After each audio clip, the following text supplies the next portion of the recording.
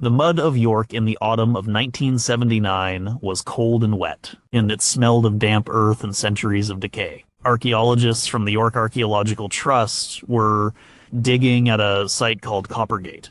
They were there because a new shopping center was planned. Before the concrete foundations could be poured, the team had a chance to see what lay beneath the modern city. They knew this area had been the heart of the Viking city of Jorvik. They expected to find jewelry, tools, maybe some coins. They did not expect to find evidence of a public works project from the 10th century. One of the excavators, a young man named Tom, felt his shovel hit something hard but yielding. It wasn't stone, it wasn't bone. He carefully scraped away the layers of dark, silty soil. A long, straight piece of timber emerged. Then another laid alongside it. And another. Soon, the outline of a structure became clear. It was a channel, a trough, constructed of thick oak planks. It was nearly a meter deep and stretched across the excavated area. The team followed its path. They found it was angled slightly, designed to make water flow in one direction. It was a drain. A well-built, carefully planned drainage system. Nearby, they uncovered something else. They found the remains of a small timber-framed building. Inside, a deep pit had been dug. Planks formed a seat over the top. It was a latrine. What was remarkable was its location. It was placed directly over one of the drainage channels. The waste would fall into the pit, and the system of channels would help carry away the liquid effluent. It was a deliberate design. This was not just a hole in the ground, it was an integrated waste management system. Over the next few months, they found more. They unearthed entire backyards of Viking age houses. Each property had its own latrine pit. The pits were filled with 1,000 years of preserved waste. Scientists later analyzed this material, known as coprolite. They found the seeds of fruits the Vikings ate, like apples and bilberries. They found the indigestible husks of grain from their bread and porridge. And they found something else. They found millions of microscopic parasite eggs. The people of Jorvik were riddled with whipworm and roundworm. These parasites caused stomach pain, malnutrition, and made them susceptible to other illnesses. The people were sick. But the drains and the latrines told another story. They showed that the Vikings of Jorvik knew they had a problem. They saw the waste piling up in their growing town of perhaps 10,000 people. They smelled the stench. They likely connected the filth with the sickness that plagued them, and they did something about it.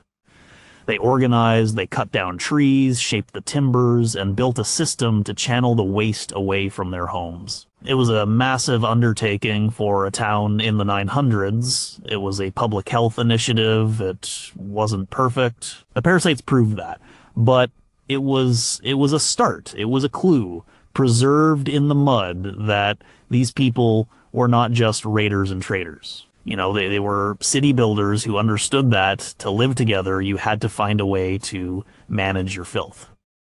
Number 16, they cleaned their clothes. Astrid knelt by the cold river.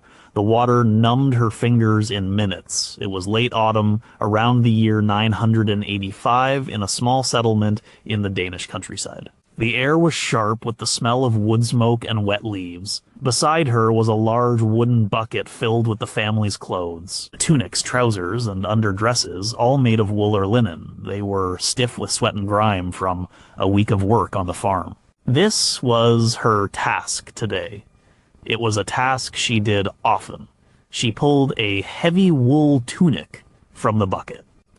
It belonged to her husband, Bjarni. The hem was caked with mud. The underarms were stained with sweat. She laid it on a large, flat rock at the river's edge. Then she took her washing bat, a heavy, paddle-shaped piece of wood, and began to beat the fabric. Thwack, thwack, thwack. The sound echoed in the quiet morning. With each strike, dirt and grime loosened from the wool fibers. She beat it for a long time, turning it over and over. Then she submerged it in the rushing river water. The current pulled at the tunic, trying to snatch it from her grasp. She held on tight, swishing it back and forth. The cold water rinsed away the loosened dirt. She dragged it back onto the rock and reached for a small leather pouch. Inside was a collection of dried roots, soapwort. She had gathered it herself from the riverbanks during the summer. She took a handful of the roots and rubbed them vigorously between her hands with a little water. A thin, slippery lather formed. It wasn't like modern soap full of bubbles and fragrance. It was a simple, functional cleanser. She worked the soapwort lather into the dirtiest parts of the tunic. The collar, the cuffs, the underarms. Then she beat it again with the wooden bat. The plant's saponins helped to break down the grease and oils trapped in the wool. It was hard work. Her back ached, her hands were raw and red, but she knew it was important. She had seen what happened when clothes were not washed. Her younger brother Lars had once gone on a trading journey that lasted for months. When he returned, his clothes were filthy. He had not been able to wash them properly on the ship. He was covered in sores, his skin itched constantly. He complained of a crawling feeling all over his body. When their mother had him stripped down, she found them. Lice. Tiny insects that lived in the seams of his clothes and fed on his blood. They had left angry red bites all over his skin. Some of the bites had become infected, turning into painful boils. Their mother, who knew about healing, had made Lars burn his old clothes. It was a hard thing to do. Clothes were valuable. It took a long time to shear the sheep, spin the wool into yarn, and weave the yarn into cloth. But the lice were a danger. They could spread from person to person, infesting a whole family, a whole household. They carried sickness with them, so the clothes were burned. Lars had to wear borrowed clothes until a new tunic could be woven for him. And he was scrubbed from head to toe with a harsh lye soap made from animal fat and ash. He complained about the sting, but the treatment worked. Okay? The lice were gone. Astrid remembered that lesson, so she washed the clothes. After the soapwort and the beating, she rinsed the tunic in the river one last time. She squeezed as much water out as she could, the thick wool heavy in her hands. She laid it carefully on a bush to dry in the weak autumn sun. It would take a day or more to dry completely. She reached into the bucket for the next item, a small linen shift belonging to her daughter. Archaeologists find evidence of this work. They find the washing baths worn smooth from years of use. They find pollen from soapwort in the soil around Viking settlements, suggesting it was a commonly used plant. They examine the textile fragments that survive. They can see the wear and tear not just from being worn, but from being beaten and scrubbed. Keeping clean was a constant, laborious part of life. It was not about looking nice, it was about staying healthy. A clean tunic was a defense against the unseen world of parasites and infection. It was a simple act of public health, performed by women like Astrid at the edge of cold rivers all across the Viking world. Number 15. They understood food poisoning.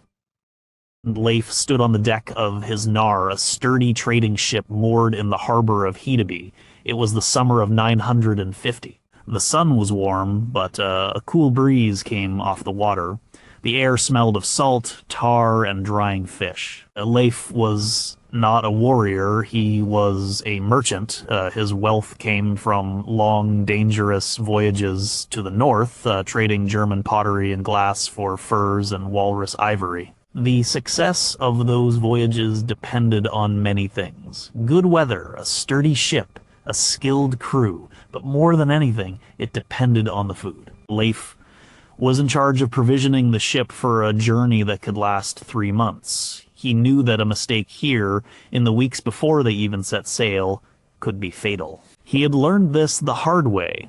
On his first major voyage as a young man, the ship's cook had been careless. He had packed barrels of salted cod that had not been properly cured. Weeks into the journey, far from any land, the men began to get sick. It started with cramps in the stomach. Then came the vomiting and diarrhea. The men grew weak. They could not row. They could not manage the sail. They lay groaning on the deck, dehydrated and helpless. Leif remembered the fear. The ship was adrift. A storm nearly swamped them. 3 men died, not from a weapon, not from drowning, but from bad fish. Or they had been poisoned by their own food. By the time they limped back to port, the crew was half its original strength. The voyage was a disaster. Leif never forgot the lesson. Food could be life, or it could be a slow death. So now he was meticulous. He personally oversaw every step. He walked through the bustling market of Hedeby, a town of 1,000 people at the crossroads of major trade routes. He did not buy the cheapest provisions. He went to the suppliers he trusted. He bought barrels of herring and cod. He watched as they were split, cleaned, and layered with thick handfuls of salt brought from the salt mines of Luneburg. The salt drew the water out of the fish, making it an impossible place for the bacteria of rot to grow. The barrels were then sealed tight with wooden lids. He bought live cattle and sheep. They would be kept on deck for the first part of the journey, providing fresh meat. But he also bought meat that had been preserved. He inspected sides of beef and pork that had been smoked for days in a smokehouse. The smoke dried the meat and left a layer of chemicals on the surface that prevented spoilage. He also bought strips of meat that had been air-dried in the wind until they were as hard as wood. This was jerky, a food that could last for years if kept dry. He bought sacks of rye and barley, but he knew that grain could also go bad. If it got damp, it would mold. Some molds were poisonous, so he made sure the sacks were made of thick, tightly woven cloth. They would be stored in the driest part of the ship's hold, raised off the deck on wooden planks. He also bought barrels of skyr, a thick, sour yogurt like cheese. The process of fermentation that created skyr also protected it. The good bacteria that soured the milk produced acid, which killed the bad bacteria that caused sickness. It was a clever way to preserve milk, which would spoil in a day on its own. He bought barrels of beer and mead for the same reason. These fermented drinks were safer to drink than water from an unknown source, which could be contaminated. As he worked, loading the ship, he thought about his crew. 20 men trusting him with their lives, or he would not fail them. His understanding of food preservation was not based on a scientific knowledge of microbes. He did not know about bacteria or fungi. He knew about results. He knew that salt, smoke, drying, and fermentation worked. He knew that carelessness led to sickness and death. This knowledge was a form of medicine. It was a public health strategy for the small, floating community of his ship. The survival of his crew depended not on their swords, but on the quality of the salt in the fish barrel. Number 14, they managed their livestock. Sten walked out of his longhouse into the crisp morning air of Iceland. The year was about 990. The landscape around his farm was vast and empty. Green pastures gave way to gray, treeless hills under a wide sky. His farm was isolated. The nearest neighbor was a half-day's walk away. In this place, his family's survival depended entirely on their livestock. Their sheep provided wool for clothes and meat for the table. Their cattle gave milk for butter, cheese, and skyr. A few hardy pigs rooted for food, and his Icelandic horses were essential for travel. These animals were his wealth. Protecting their health was protecting his family. He walked over to the sheep enclosure. It was a sturdy structure made of turf and stone. The walls were thick, providing shelter from the harsh Icelandic wind. It was built a good distance from the longhouse where his family lived and slept. This was deliberate. Sten knew that living too close to the animals was a bad idea. They were messy, their waste or midden piled up. It attracted flies in the summer and could make the air foul. He had heard stories of farms where sickness had spread because the family lived in one end of the longhouse and the animals lived in the other with only a thin wall between them. Sten's father had taught him to keep the spaces separate. The world of the animals was one place. The world of the humans was another. The midden heap, where all the animal dung and soiled bedding was piled, was located far downwind from both the house and the well. In the spring, he would spread the age manure on his small hayfields, returning the nutrients to the soil. But he never let the fresh waste accumulate near where his family ate and slept. He instinctively understood that filth and disease were linked. He entered the enclosure. The sheep jostled around him, their woolly coats thick. He looked them over carefully, one by one. He was looking for any sign of trouble, a cough, a limp, a sheep that seemed sluggish or refused to eat. Last year, a sickness had swept through his flock, a lung disease that made the sheep cough and gasp for air. He had lost a dozen animals before it passed. He had learned from that experience. He had noticed that the sickness seemed to pass from one sheep to another. The first one got sick, and then the ones nearest to it in the pen became ill. He had tried an experiment. He had built a smaller, isolated pen far from the main enclosure. When he saw a sheep with the first signs of coughing, he immediately moved it to this separate pen. He gave it fresh water and the best hay, but he kept it away from the others. Some of his neighbors had laughed at him. They said it was a waste of time. They said if the gods wanted a sheep to be sick, it would be sick. But Sten's method worked. By separating the sick animal, he had managed to stop the spread of the disease. He only lost 2 sheep that winter, while his neighbor who did nothing lost half his flock. This was a basic form of quarantine. Sten didn't have a word for it. He didn't understand the concept of germs. He just observed and he learned. He saw that sickness could be contagious and that isolation was a powerful tool against it.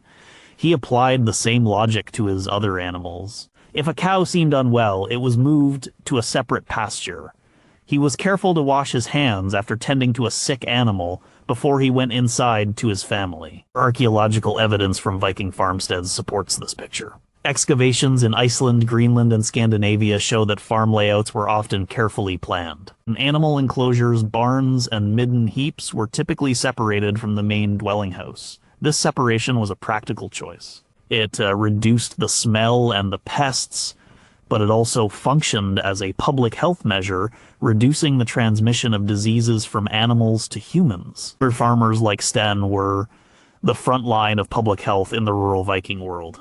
Their careful management of their livestock was not just good animal husbandry.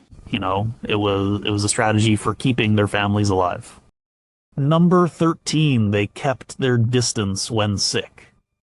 The air in the longhouse was thick with smoke and the smell of too many people. It was the winter of 1010 in a fjord in western Norway. Outside, snow blanketed the ground. Inside, the Jarl, Magnus, sat by the long fire, his face grim. His eldest son, 8-year-old Einar, was sick. It had started 2 days ago with a fever. Now, a red, blotchy rash was spreading across the boy's chest and face. He was weak and listless, refusing food. Magnus's wife, Solveig, sat by the boy's sleeping platform, wiping his forehead with a cool, damp cloth. Fear was a cold knot in her stomach. She had seen this sickness before. 2 winters ago, it had swept through a neighboring settlement.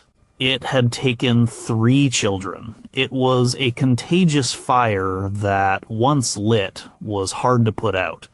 An old woman named Gudrun was summoned. Gudrun was not a healer who dealt with battle wounds. Her knowledge was of a different kind. She knew about fevers, rashes, and sicknesses of the gut. She had learned from her mother and her mother before her.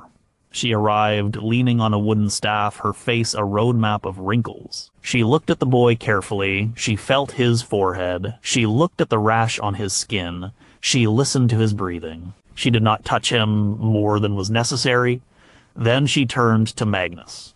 "This is the burning rash," she said, her voice low and raspy. "It passes from person to person like a curse on the wind." Magnus scowled. What can be done? Do you have a charm? An herb?" Or Gudrun shook her head slowly. "Charms will not stop this. There is no herb that can drive out this spirit. The boy's body must fight it alone. But we can stop it from spreading to the other children, to the whole household." "How?" Solveig asked, her voice trembling. "He must be moved," Gudrun stated plainly. "He cannot stay in the longhouse. Every breath he takes puts the others at risk." She pointed towards the small, isolated storehouse at the edge of the clearing. It was used for keeping dried fish and tools. "Move him there. Make a comfortable bed. Keep him warm. His mother can tend to him, but she must not come back into the longhouse until he is well or gone. She must not handle the other children. Food and water can be left at the door for her." The Jarl's men murmured amongst themselves. To move the Jarl's son out of his own home seemed like a harsh thing to do. It felt like an abandonment, but Magnus trusted Gudrun's wisdom. He had seen too much death in his life. He would not risk his entire family, so they did as she said. A warm bed of straw and furs was made in the small storehouse. Einar, wrapped in blankets, was carried there. Solveig went with him, her face set with determination. The door was closed. For the next week, she was isolated with her son. She fed him sips of water and thin broth. She talked to him, sang to him, and willed him to live. The rest of the household left food for her on a rock near the door. They did not approach. They did not speak to her. They treated the storehouse as a place of danger. It was a lonely, terrifying vigil. But it worked. No one else in the longhouse fell ill. The other children continued to play by the fire, healthy and loud. After 8 days, Einar's fever broke. The rash began to fade. He asked for real food. A week after that, Gudrun declared it was safe. Solveig and Einar emerged from the storehouse, pale and thin, but alive. This story, or ones like it, is hinted at in the sagas and in Norse law codes. The Gulating laws of Norway, for example, had sections dealing with containing animal diseases by isolating sick livestock. It is likely they applied the same logic to humans. They observed that some illnesses were communicable. Their response was not based on science, but on a pragmatic understanding of risk. Isolation was a brutal but effective tool. It was a community-wide public health measure born from fear and experience designed to protect the many from the sickness of the few. And number 12. They knew how to treat wounds. Gunnar lay on the ground, grit and blood in his mouth. The raid had gone badly. They had been ambushed. A spear had glanced off his shield and sliced deep into his thigh. The fighting was over now, the enemy driven off, but Gunnar's world had shrunk to the searing pain in his leg. His friends carried him back to the ship, a makeshift litter of cloaks and oars. By the time they got him aboard, the woolen wrappings around his leg were soaked through with dark red blood. On board the ship was a man named Rolf. Rolf was not the fiercest warrior, but he was valued for another skill. He knew how to handle wounds. He had learned from his father, who had served a famous jarl and had seen more injuries than he could count. And Rolf's approach was methodical and practical. First, he cut away the cloth of Gunnar's trousers around the wound. The cut was long and deep, gaping open. It was still oozing blood. "Hold him," Rolf commanded. 2 other Vikings pinned Gunnar's shoulders to the deck. Gunnar clenched his jaw, preparing for more pain. Rolf called for hot water. A pot was always kept simmering over the small firebox on the ship. He also called for a skin of weak ale. He poured some of the hot water into a wooden bowl, letting it cool slightly. Then he took a clean piece of linen, dipped it in the warm water, and began to gently clean the wound. He wiped away the blood, the dirt, and a splinter of wood from the spear shaft. He knew that a clean wound was less likely to fester. He used the weak ale to rinse it as well.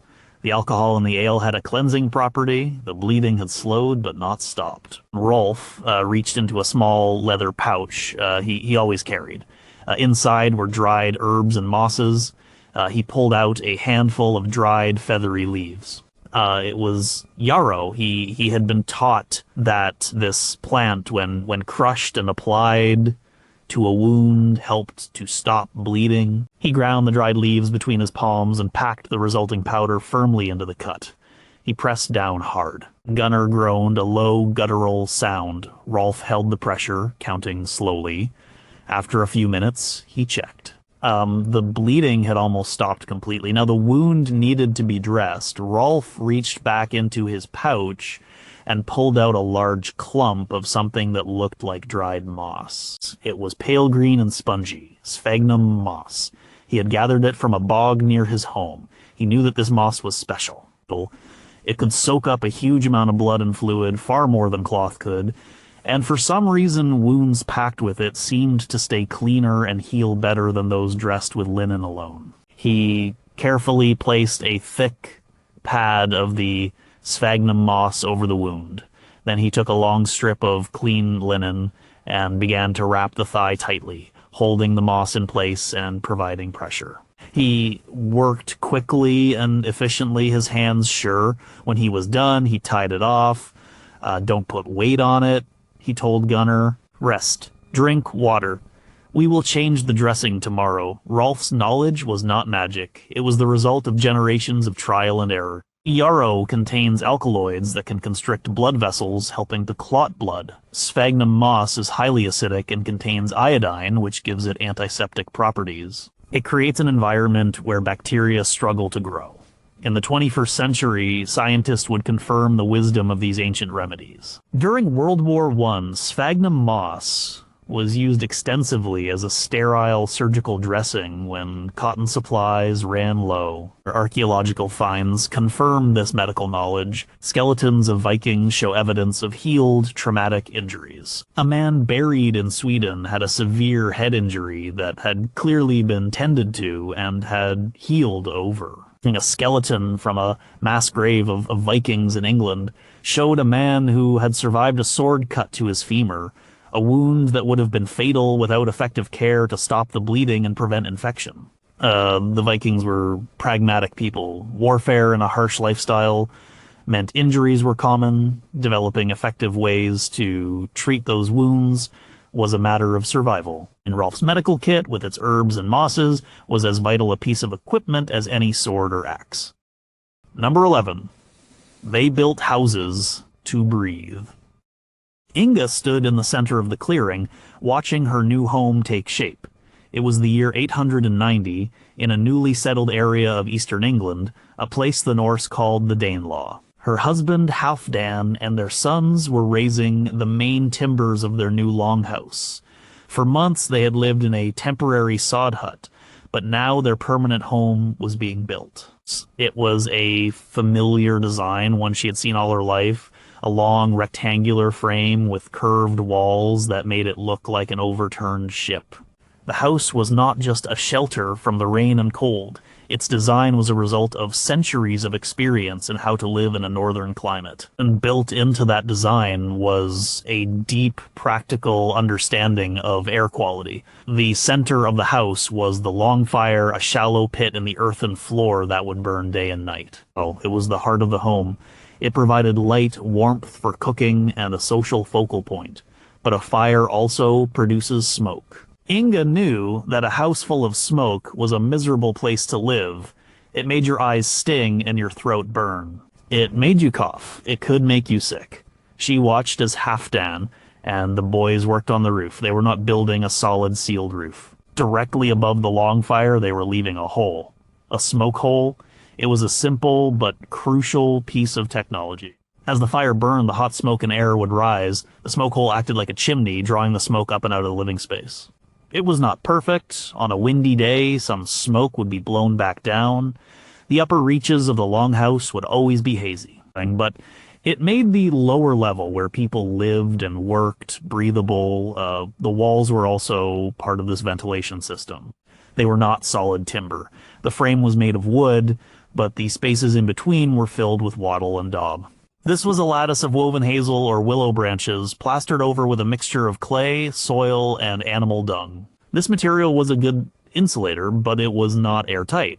The walls could breathe, fresh air could slowly seep in through 1,000 tiny gaps, while stale air could seep out. This constant, slow air exchange prevented the atmosphere inside from becoming stagnant and unhealthy. Inga thought about the longhouse of an old woman she had known back in Denmark. The woman lived alone, and in her old age had neglected to keep her smoke hole clear. It had become clogged with soot and debris. Her house was always thick with a gray, acrid haze. The old woman had a terrible cough that never went away. She was always short of breath. She died one winter, not of old age, but of a sickness in her lungs. The smoke had killed her. So Inga watched the construction with a careful eye. She made sure the smoke hole was wide enough. She knew that in the winter it would be tempting to try to cover it to keep the heat in, but she would not allow it. A little lost heat was a small price to pay for clean air to breathe. Modern analysis of Viking longhouses confirms this design philosophy. Archaeologists who have built reconstructions of longhouses have found that the combination of a central fire and a smoke hole creates a surprisingly effective ventilation system. The rising heat from the fire pulls fresh air in from the doors and through the walls, creating a constant circulation. This would have been vital for the health of the inhabitants. In a crowded longhouse with many people and possibly some animals living together, the air could quickly become filled with carbon dioxide, smoke particles, and airborne pathogens from coughs and sneezes. Good ventilation would have reduced the risk of respiratory diseases like bronchitis, pneumonia, and tuberculosis. The Vikings did not build their houses to breathe because they understood germ theory. They built them that way because experience had taught them that a house you could not breathe in was a house that would make you sick. Number 10, they sought out clean water. The new settlement was just a collection of tents and crude huts on the bank of a wide, slow-moving river. It was the spring of 920. Ragna stood on a small hill, looking down at the encampment. She was the leader of this group of about 50 people who had traveled from Norway to find new land in northern Scotland. They had chosen this spot because the land was fertile and the river gave them access to the sea. But after only a month, they had a problem. People were getting sick. Mostly the children. They had stomach pains and diarrhea. They were becoming weak. Ragna knew it was the water. The river was their only source. They drank from it, cooked with it, and washed in it. But they also disposed of their waste near it. The settlement was upstream from where they collected their water, but she suspected the contamination was seeping through the ground or being washed downstream from the latrine pits. She had seen this before on a trading post where the well had been dug too close to the animal pens. A sickness had swept through the post, killing several people. Water could give life, but it could also carry death. She would not let that happen here. She called over a man named Eric. He was a quiet, observant man who had a knack for finding things. "The river water is making us sick," she said, her tone leaving no room for argument. "We need a clean source, a spring. I want you to take 2 men and search the land around here. Don't come back until you find one." Eric nodded. He understood the urgency. For 3 days, he and his men explored the surrounding hills and valleys. They followed small streams. Back to their sources, they looked for patches of unusually green ground, which often indicated water close to the surface. On the 3rd day, high up on a hillside a good mile from the settlement, they found it. A place where clear, cold water bubbled up from between a cluster of rocks. The water ran in a small, clean trickle down the hill. They all drank from it. It was cold and sweet, completely different from the murky water of the river. When Eric returned and told Ragna, she went to see it for herself. She tasted the water. It was good. "This is where we will get our water," she declared. "But we will not carry it all this way in buckets every day. We will build a well here, a proper one." It was a major undertaking. It meant digging a deep shaft into the ground at the source of the spring. It was backbreaking work with shovels and picks. As they dug, they lined the walls of the shaft with large, flat stones carefully fitted together. This was to prevent the surrounding soil from collapsing into the well and contaminating the water. It took weeks. The whole community was involved. The men dug, and the women and older children hauled the stones. When it was finished, they had a deep, stone-lined well filled with clean, spring-fed water. A wooden frame was built over the top, with a winch and a rope to raise and lower a bucket. Ragna made a new rule for the settlement. This well was for drinking and cooking only. A separate, shallower well would be dug closer to the river for washing and for the animals. The latrine pits would be redug even farther away from the new well. The sickness in the camp subsided. The children got better. Ragna's decision had saved them.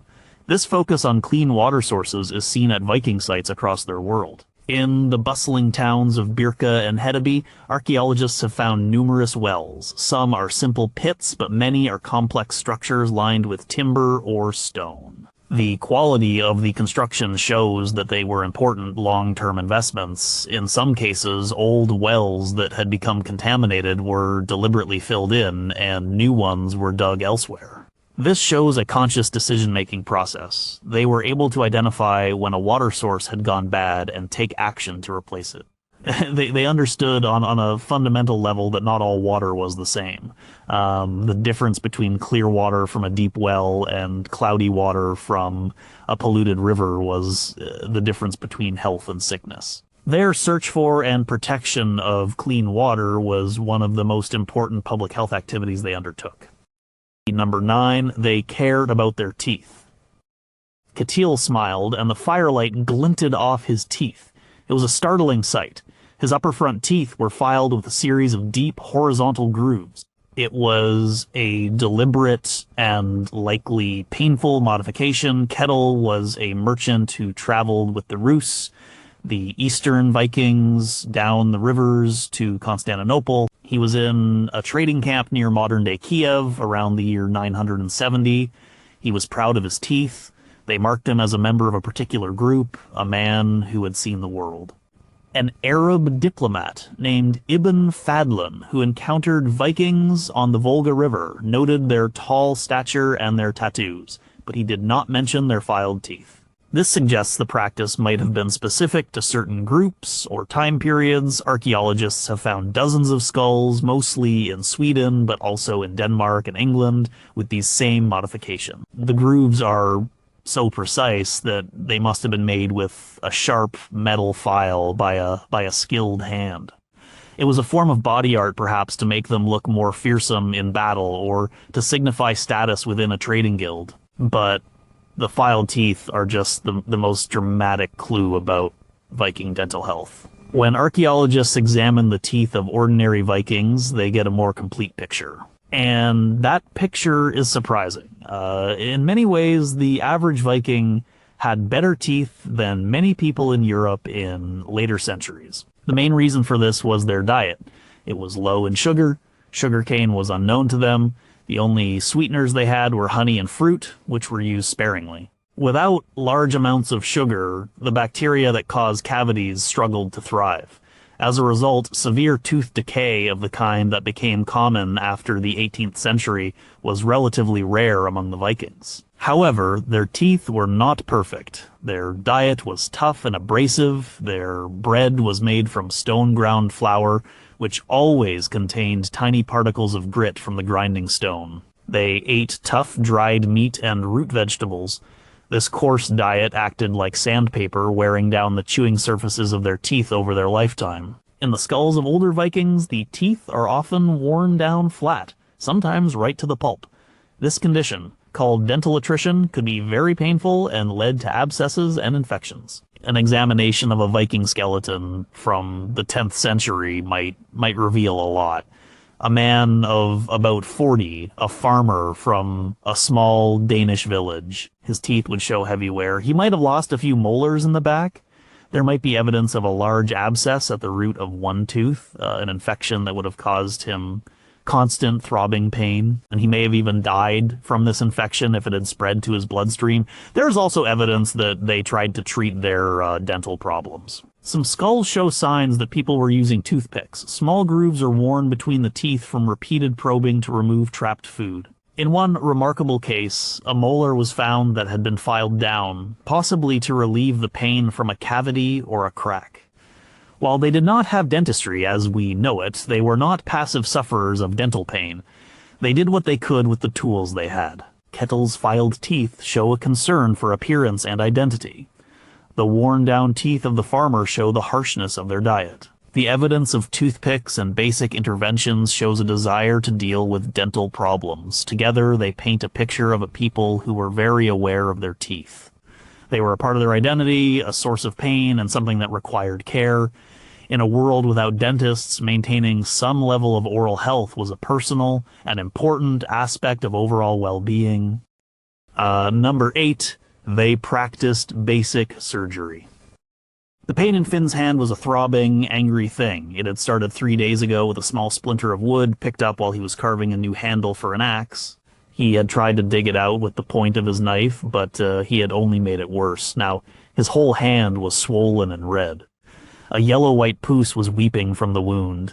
The pain was no longer just in his hand. Red streaks were starting to travel up his arm. He had a fever and was shivering even though he was sitting by the fire in his workshop in Birka, a major Viking trading town in Sweden around the year 900. His wife, Runa, saw the red streaks and knew this was serious.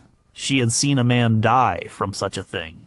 A simple cut on his leg that had become infected and poisoned his whole body. She went to fetch old Ygritte. Ygritte was a woman who knew about more than just herbs for coughs. She knew how to deal with infections and serious injuries. Ygritte arrived and looked at Finn's hand.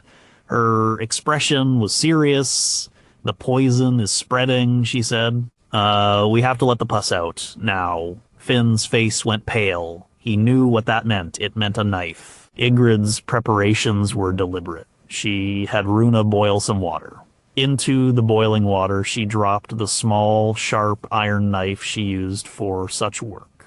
She also had Finn drink a cup of a bitter, foul-tasting tea. It was made from henbane, a plant she grew in her garden. She knew it was dangerous and used it only in small amounts. It would not stop the pain completely, but it would dull his senses and make him drowsy. 2 strong men from the neighboring workshop were called in. They held Finn's arms steady on a wooden table. Runa stood by his head, speaking to him in a low, calming voice. Ygritte took the knife from the hot water. It was not sterilization in the modern sense, but she knew from experience that a clean, hot knife was better than a dirty, cold one. With a quick, decisive movement, she lanced the swollen abscess on Finn's hand. Finn cried out, a sharp, muffled sound. A thick, foul-smelling mixture of pus and blood erupted from the wound. Ygritte squeezed the area firmly, forcing more of the infection out. She worked until the wound was weeping only thin, pinkish fluid. Then, she cleaned the wound again with warm, salted water. She did not stitch it shut. She knew that a wound like this needed to stay open to drain. She packed it loosely with fresh, clean sphagnum moss. She wrapped the hand in a clean linen bandage. "Keep it clean," she told Runa. "Change the moss every day. Boil the old bandages before you use them again. He must rest and drink plenty of water." Over the next few days, Finn was very ill. The fever remained high, but slowly the swelling in his hand went down. The red streaks on his arm faded, the wound began to heal from the inside out. A month later, all that was left was a puckered scar. Ygritte's swift action had saved his life. This kind of practical, invasive medicine was a part of the Viking world. It was brutal, and it was done without anesthetic or a true understanding of germs, but it was often effective. And skeletons show evidence of this.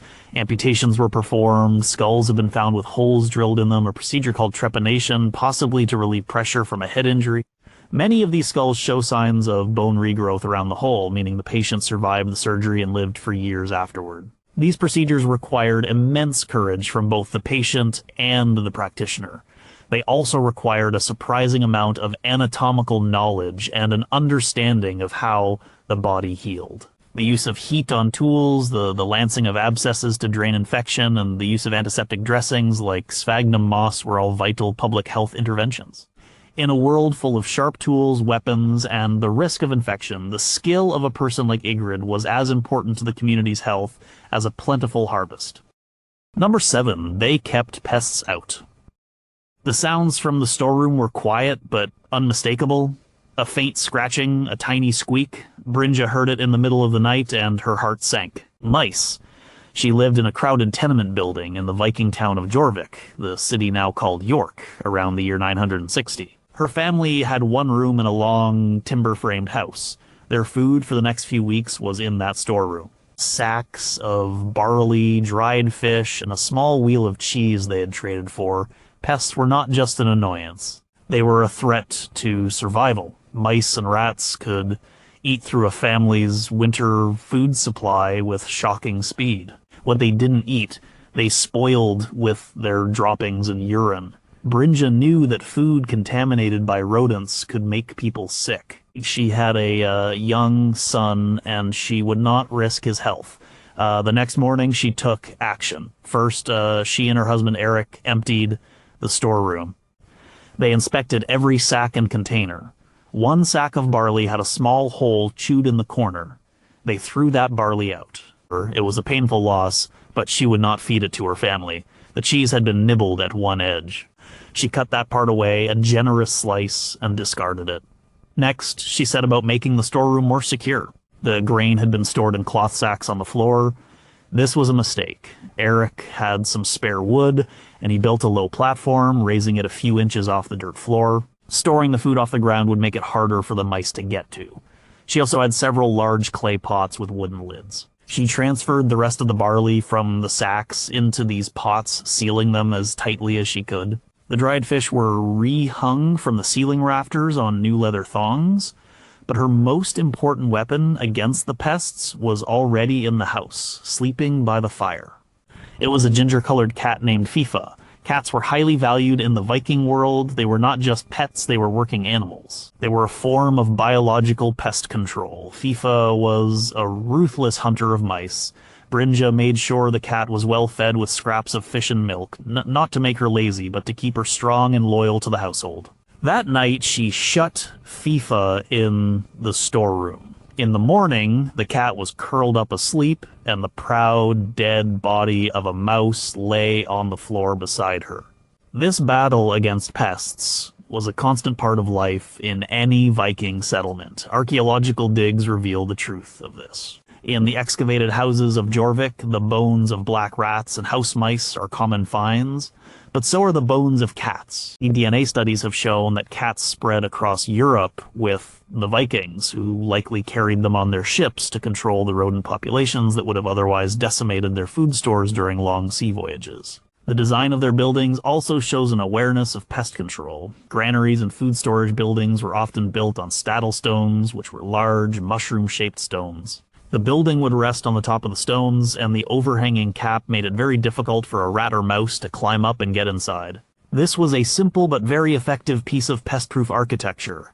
Keeping a home clean was also part of the strategy. Food scraps were not left lying around. They were thrown into the fire, fed to the dogs, or added to the midden heap outside. A clean house offered fewer attractions for pests. Brynja's fight against the mice was a small, domestic drama, but it was part of a much larger public health effort. Protecting the food supply was critical. Pests like rodents not only destroyed food but also carried diseases. The fleas on rats were the vectors for plagues. By controlling pests through a combination of smart storage, good hygiene, and the use of predators like cats, the Vikings were actively protecting their community from both starvation and disease.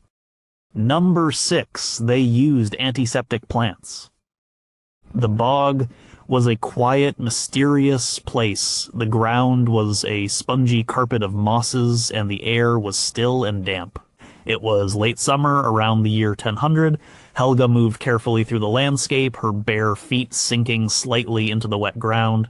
She was not a warrior or a farmer's wife. She was a healer, and this bog was one of her most important sources of medicine. She was not looking for magical ingredients or chanting spells. She was gathering supplies based on knowledge passed down through generations. She knew what worked. She stopped at a spot where the sphagnum moss grew thick and pale. She gently pulled up large handfuls of it, shaking off the excess water, and placed it in a large leather bag.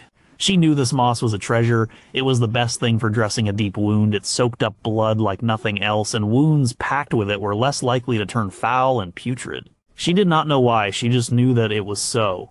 Her grandmother had told her a story of a warrior who had his arm nearly severed in a fight. The wound was packed with bog moss, and he had survived. Another man with a similar wound, dressed only with linen, had died of a raging fever a few days later.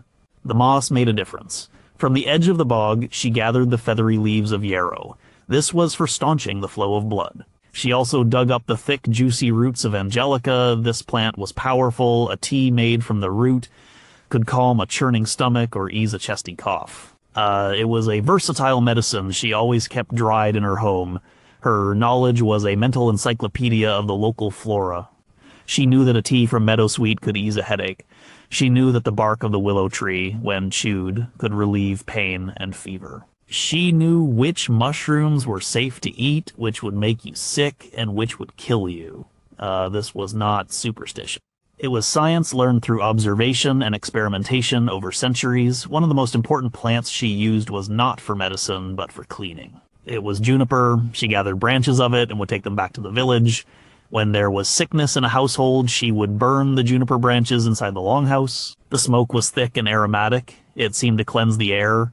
People said it drove out the spirits of sickness. Helga believed it helped. After a long winter with the house sealed up, a smudging with juniper smoke made the whole place feel cleaner and fresher. Modern science can now explain the properties of Helga's plants. Sphagnum moss is highly absorbent and acidic, and it contains natural antiseptic compounds, creating a sterile environment for wound healing. Yarrow contains chemicals that aid in blood clotting.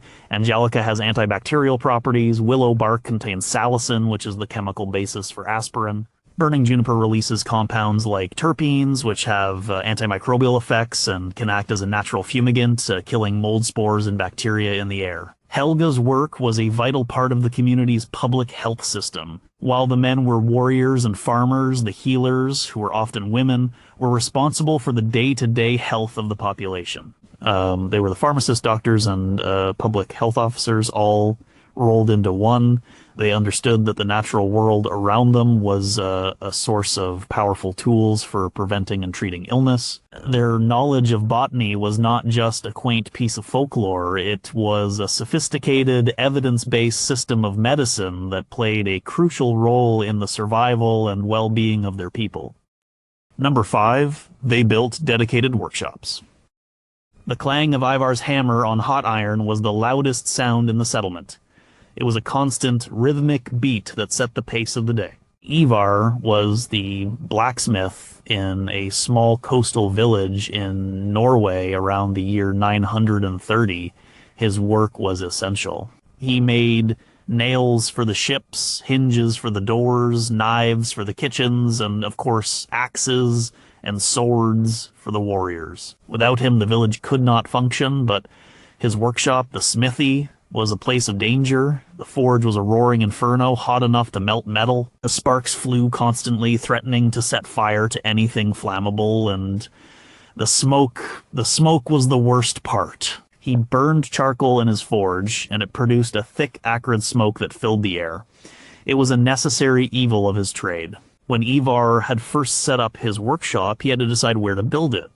Some of the villagers had suggested he build it in the center of the settlement, where it would be convenient for everyone. Ivar had refused. He chose a spot on the very edge of the village, a good 50 paces from the nearest longhouse, and he had chosen the spot carefully. It was on the eastern edge. In this part of Norway, the prevailing wind blew from the west. This meant that for most of the year, the wind would carry the smoke and fumes from his forge away from the village, out over the nearby fields. It was a conscious decision based on public health and safety. He knew that the smoke was unpleasant and unhealthy to breathe all day.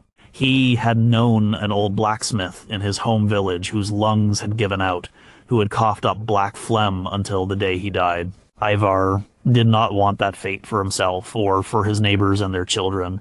The fire risk was also a major concern. The longhouses were built of wood and thatch. A single stray spark from his forge on a dry, windy day could start a fire that could destroy the entire village in minutes. By placing his smithy far from the houses, he minimized that risk. His workshop was a self-contained unit with a turf roof that was less likely to catch fire and a wide clearing of bare earth all around it.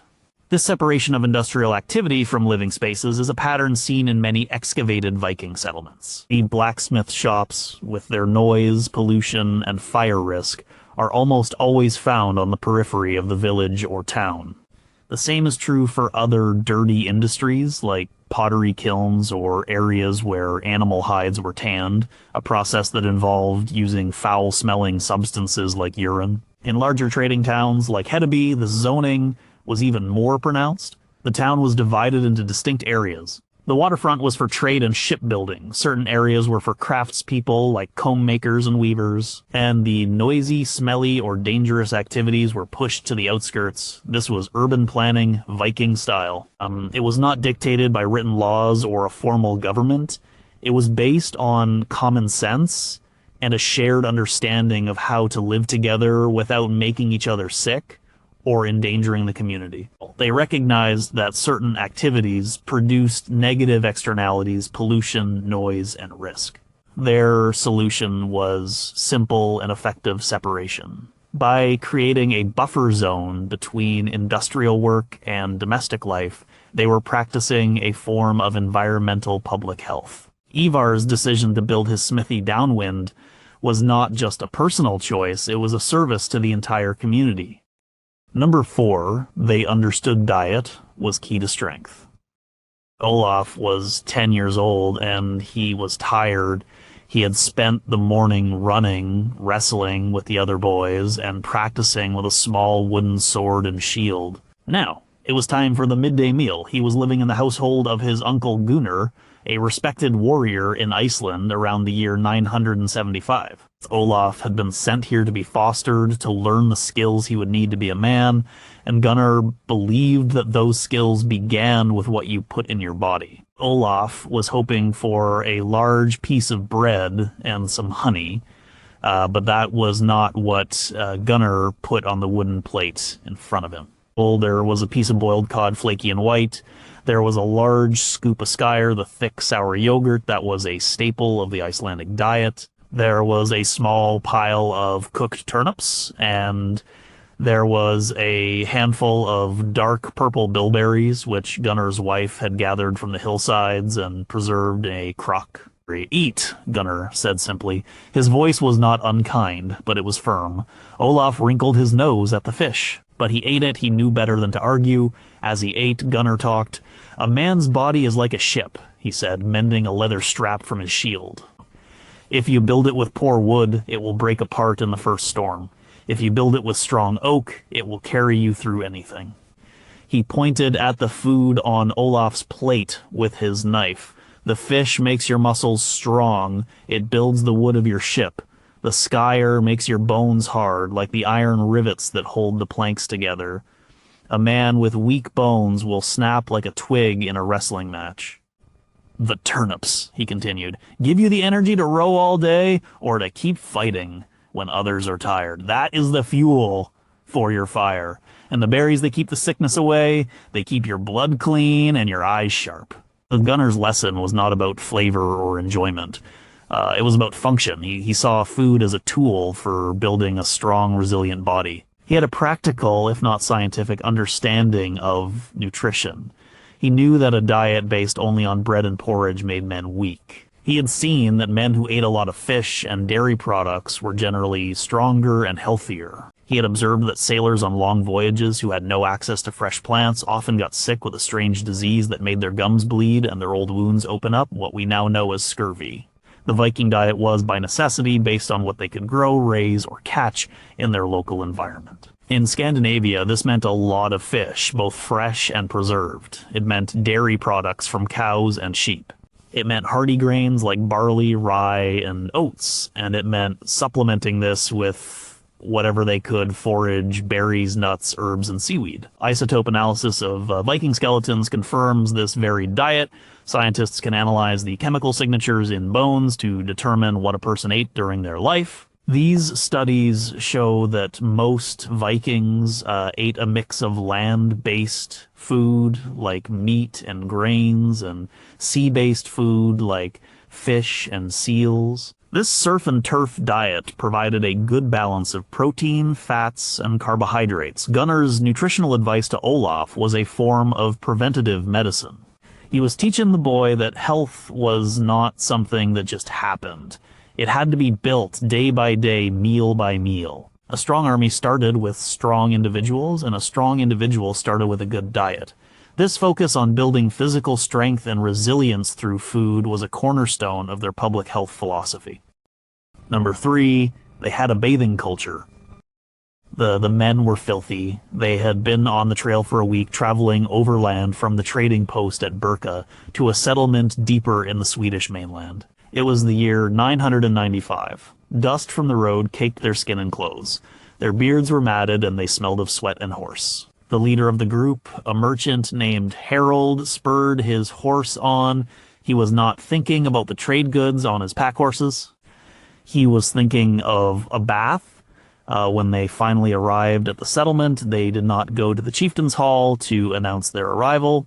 The first place they sought out was the bathhouse. It was a small, low building, set a little apart from the other longhouses. It was built of timber with a turf roof. A thin plume of smoke rose from a hole in the roof. Inside, the air was hot and thick with steam. In the center of the room was a large pile of stones, heated by a fire that had been burning for hours. A man threw a ladle of water onto the stones.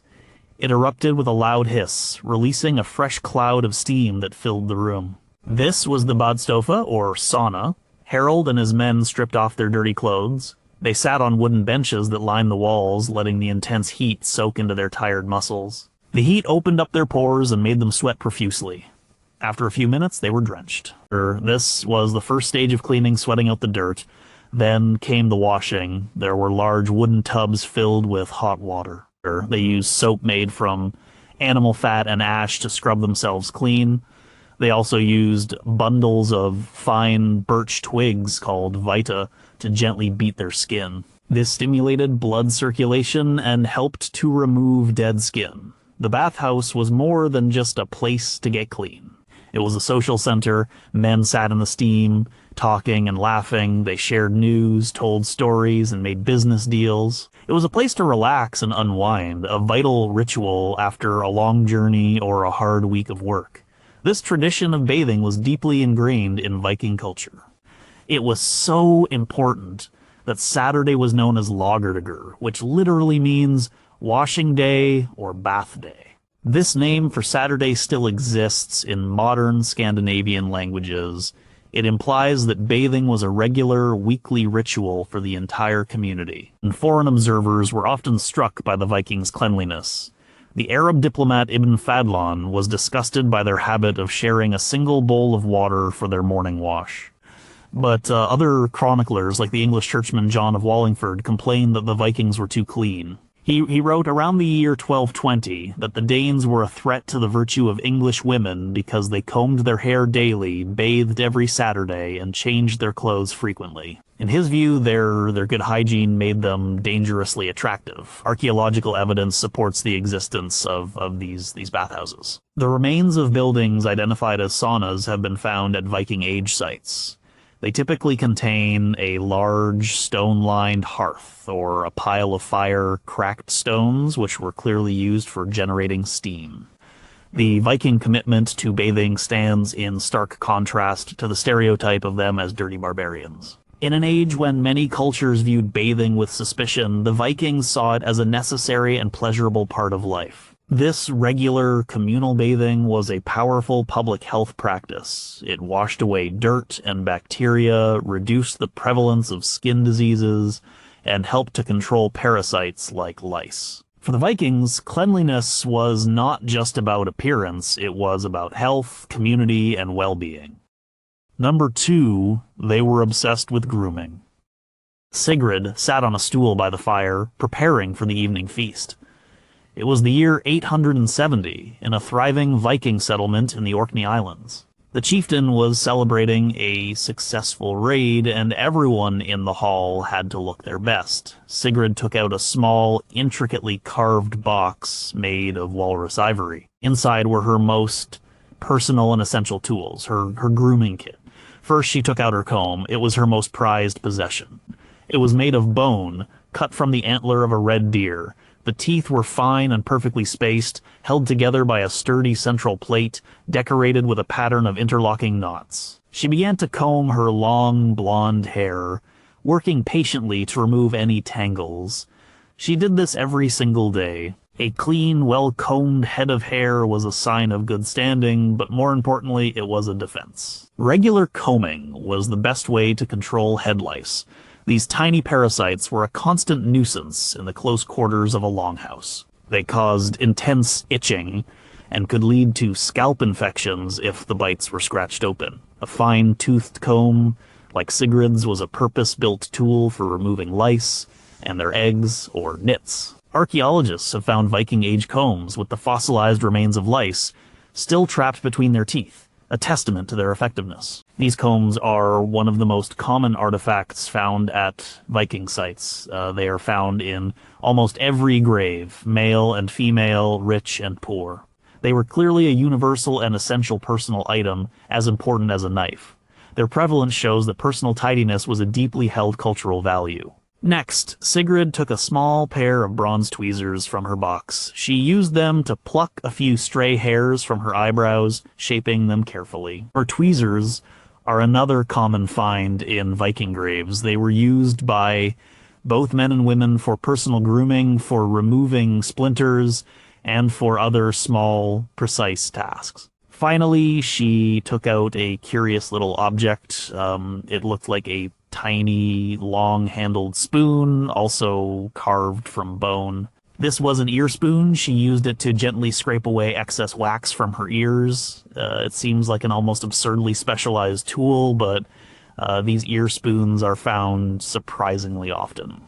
They show a level of attention to personal hygiene that is far more detailed than the dirty barbarian stereotype would suggest. Sometimes these three tools, comb, tweezers, and ear spoon code, are found together on a single metal ring designed to be hung from a belt or a brooch. It was a portable grooming kit, a kind of Viking age Swiss army knife for personal hygiene. Men were just as concerned with grooming as women. They took great pride in their hair and beards. Sagas often described heroes by their magnificent hair. Beards were combed, trimmed, and sometimes even braided. The English cleric John of Wallingford's complaint about the Danes combing their hair daily was not an exaggeration. It was an observation of a fundamental part of their daily routine. This obsession with grooming was not just about vanity. It was a practical health measure. Keeping hair and beards clean and combed reduced parasites. Keeping ears clean could help prevent infections. Removing splinters promptly with tweezers could stop a deadly infection before it started. These small daily acts of personal maintenance were the first line of defense in a world without antibiotics. They were a way of controlling one's own health and presenting oneself as a clean, orderly, and respectable member of society. For the Vikings, looking good and being healthy were two sides of the same coin. Number one, they separated waste from life. Halfdan stood in the mud and surveyed the problem. The town of Jorvik was growing fast. It was the year 940, and people were flocking to the city. It was the capital of the Viking kingdom in the north of England, a bustling center of trade and craft. With more people came more houses, more workshops, and more waste. The narrow alleyways between the timber houses were becoming choked with garbage. The stench in the summer was overpowering, and people were often sick, especially with stomach ailments. Halfdan was a leader in the community, a man who owned several properties and had the ear of the king. He was a practical man. He saw the connection between the filth and the sickness. He knew that if the town was to continue to prosper, they had to manage their waste. Simply throwing it into the street was no longer sustainable. He called a meeting of the other property owners. He proposed a plan. It was ambitious. It would require a lot of labor and a lot of timber. He wanted to build a system to organize and contain the town's filth. Some men grumbled about the cost and the effort, but most understood the need.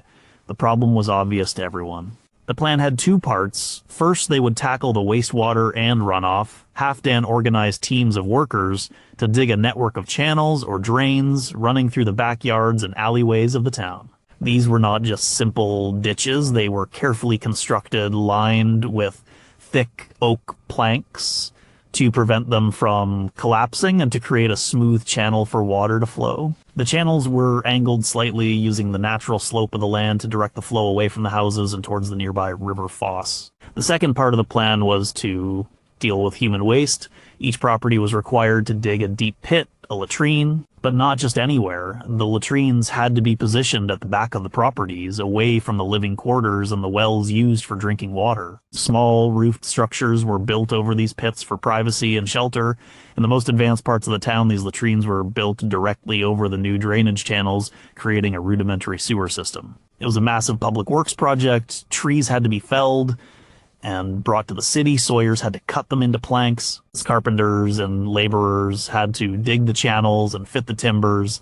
It required a level of community organization and long-term planning that was sophisticated for the 10th century. It was not a perfect solution. The analysis of the preserved waste from these pits shows that the population of Jorvik was still plagued by intestinal parasites.